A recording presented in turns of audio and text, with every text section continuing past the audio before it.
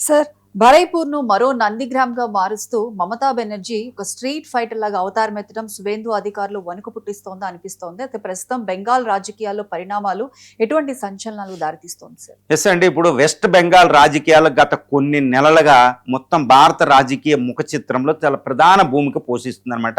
ఈ మమతా బెనర్జీ ఓడిపోవడం 15 సంవత్సరాల సుదీర్ఘ పాలన తర్వాత ఆవిడ ఈ పార్టీ దారుణంగా ఓడిపోవడం, టీఎంసీలో చీలికలు, ఎమ్మెల్యే ఎంపీలు అందరిలో చీలికలు. ఆవిడ ఓడిపోయినప్పుడే, ఎలక్షన్ జరిగినప్పుడే చెప్పింది, నేను మళ్ళా స్ట్రీట్ ఫైటర్ని అవుతాను అని. ఇప్పుడు మళ్ళా స్ట్రీట్ ఫైటర్గా ఈరోజు మమతా బెనర్జీ బయటికి రావడం జరిగింది. ఒకప్పుడు 2007లో నందిగ్రామ్, ఇది ఒక కమ్యూనిస్టు కంచుకోటను బద్దలు కొట్టడానికి నందిగ్రామ్లో స్ట్రీట్ ఫైటర్గా ఎలా అయితే ఆవిడ అవతారం ఎత్తిందో, ఇప్పుడు 2007 తర్వాత ఆల్మోస్ట్ 20 సంవత్సరాల తర్వాత ఆవిడ మళ్ళీ స్ట్రీట్ ఫైటర్గా అవతరించింది. ఎందుకంటే అక్కడ ఏంటంటే బలైపూర్ అనే ప్రాంతంలో 12 సంవత్సరాల బాలికని దారుణంగా గ్యాంగ్ రేప్ చేయడం జరిగింది. ఆవిడ చనిపోవడం జరిగింది బాలిక. ఆ బాలికలో గాయాలు ఇవన్నీ చాలా దారుణం. ఇప్పుడు వెస్ట్ బెంగాల్లో అది ఒక కుదుపుతుంది అనమాట బలైపూర్.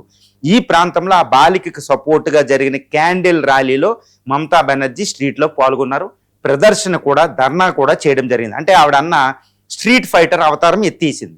ఇది 2007లో 34 సంవత్సరాల పాటు వెస్ట్ బెంగాల్ నేలిన ఈ కమ్యూనిస్ట్ కంచుకోటను బద్దలు కొట్టడానికి ఆవిడ మొదలుపెట్టిన నందిగ్రామ్ ఉద్యమాన్ని గుర్తు చేసే విధంగా నిన్న వెస్ట్ బెంగాల్లో బలైపూర్లో ఈవిడ ఉందన్నమాట. ఏం జరిగింది అక్కడ నందిగ్రామ్ అంటే, అక్కడ నందిగ్రామ్ని SEZ స్పెషల్ ఎకనామిక్ జోన్ పెట్టి భూముల్ని ప్రభుత్వం తీసుకున్నప్పుడు రైతుల నుంచి అక్కడ ఒక ఉద్యమం జరిగింది. ఒక 14-20 మంది చనిపోవడం జరిగింది అక్కడ కాల్పుల్లో. అప్పుడు ఆవిడ కొత్తగా తృణమూల్ కాంగ్రెస్ పెట్టి ఉద్యమాన్ని, అప్పుడు కేంద్ర కూడా లేదనమాట, ఆ ఉద్యమాన్ని దగ్గరుండి నడిపించి 4 సంవత్సరాలు 2007 నుంచి 2011 నాటి జరిగిన ఎన్నికల్లో కమ్యూనిస్టు కోటను బద్దలు కొట్టేసింది. 34 సంవత్సరాల కమ్యూనిస్టు కంచుకోటను ఇప్పుడు బీజేపీ నిన్నగాక మొన్న పవర్లోకి వచ్చింది. మరి ఇప్పుడు ఈవిడి స్ట్రీట్ ఫైటర్గా అవతారం అవుతుంది. ఇప్పటికి టీఎంసీ అనేది ఎంత విడిపోయినా చాలా స్ట్రాంగ్గా ఉంది. ఇప్పుడు ఇలాంటి జరుగుతూనే ఉంటాయి. మరి ఆర్థికంగా ఇలాంటి రేఫ్లని, లాండ్ ఆర్డర్కి సంబంధించి ఇలాగే ఆవిడ స్ట్రీట్ ఫైటర్కి వస్తే, స్ట్రాంగెస్ట్ లీడర్ కూడా ఆవిడ అలాగే వస్తే మాత్రం బీజేపీ తట్టుకుని నిలబడడం చాలా కష్టం. అసలు సువేందు అధికారి అధికారంలోకి వచ్చినప్పటి నుంచి బుల్డోజర్లు ఉపయోగించడం, ఈ యొక్క సొర్రబాటుల్ని డిటైన్ డిపోర్ట్ అనుకుంటా ఆయన మొదలుపెట్టింది. టీఎంసీని సీల్ చేయడం, ఎంపీలు 20 మంది ఎంపీలని, 60 మంది ఎమ్మెల్యేలు సీల్ చేసి ఇంకా టీఎంసీ అంతం అన్నట్టు ఆయన ప్రవర్తించాడు.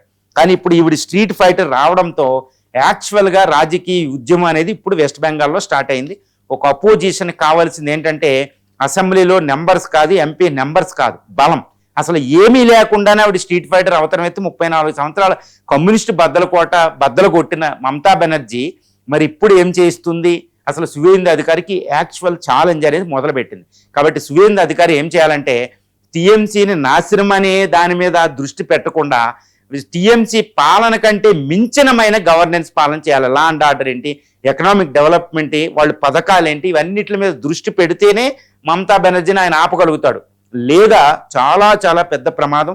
ఆవిడ చాలా స్ట్రాంగ్ లీడర్ కాబట్టి ఇప్పుడు స్ట్రీట్ ఫైటర్ అవతారం ఎత్తుందంటే అది చాలా కష్టమండి వెస్ట్ బెంగాల్ పాలిటిక్స్లో సువేందు అధికారి.